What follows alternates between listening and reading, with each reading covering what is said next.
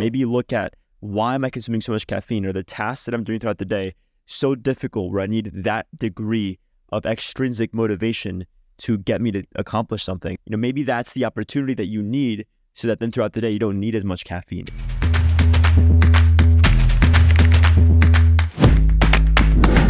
I know this is going to be very valuable because caffeine is the most widely abused drug in the world.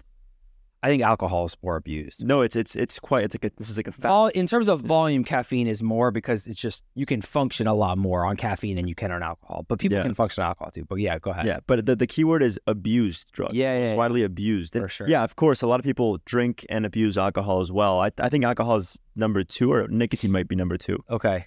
But yeah, it's, so you want to have a good relationship with it because, caffeine is going to make you more productive, right? Right. These big companies and corporations, they schedule in like coffee breaks because, even though the employees aren't there working, the productivity boost that they get compensates. The net difference is greater, But so, I see a lot of content around like the benefits of going to zero caffeine or like very low caffeine. And then when you really need it, you use a little bit and it's like amazing how strong it is. Yeah, so, because you want to improve the sensitivity to it. Right. So let me just describe some of the ways that caffeine works, and then we'll get into how you can have a better relationship with it. Okay. Because, it's not to say that 500 is just all of a sudden bad. Like, yeah, it's a big number. It's more than most people, but you can have a genetic predisposition that allows you to break down caffeine 4 times faster than the average person. There is a gene that gives you a predisposition for, faster breakdown. So like, for example, my next door neighbor, he has an espresso at night and he sleeps great. 2 hours later.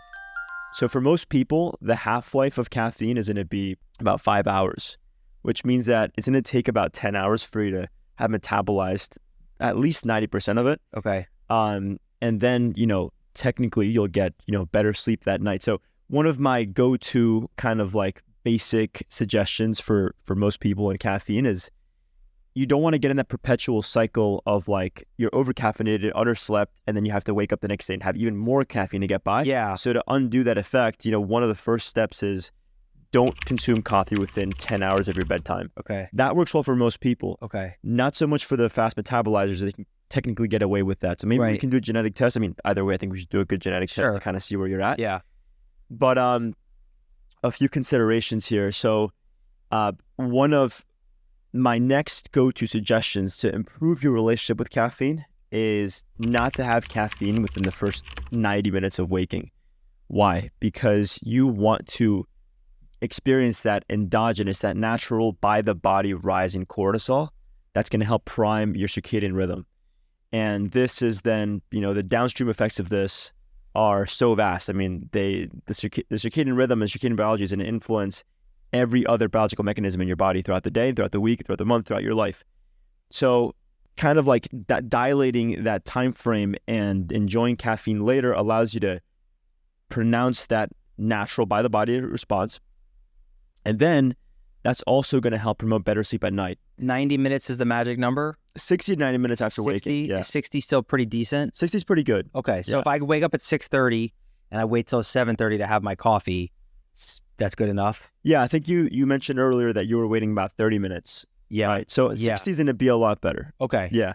I could do that. Yeah, and then you're going to be able to double down on your natural production of cortisol. Like caffeine, the mechanisms by which it increases energy and productivity is it actually doesn't give you energy. It reduces the perception of fatigue. Yeah, I know it's something with adenosine. Yeah, so where competes, it can go or something. Yeah, it competes with adenosine for binding sites in the brain. Adenosine is something that we accumulate throughout the day that gets us to feel generally fatigued. Right. And so it competes with adenosine, but another mechanism by which it can give you more energy productivity is that it works as a diuretic, so it causes you to lose water, and that will increase the your blood pressure and therefore your heart rate. And so you get a combined increase in your respiratory rate, increase in your resting heart rate, and then you also get the adenosine effect. And there's other smaller mechanisms, but those are the main mechanisms by which it kind of gives you this,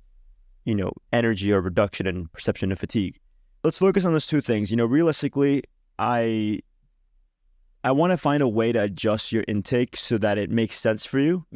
And maybe we can try tapering it down and just improving your relationship in the sense that you can be a little more intentional about caffeine use.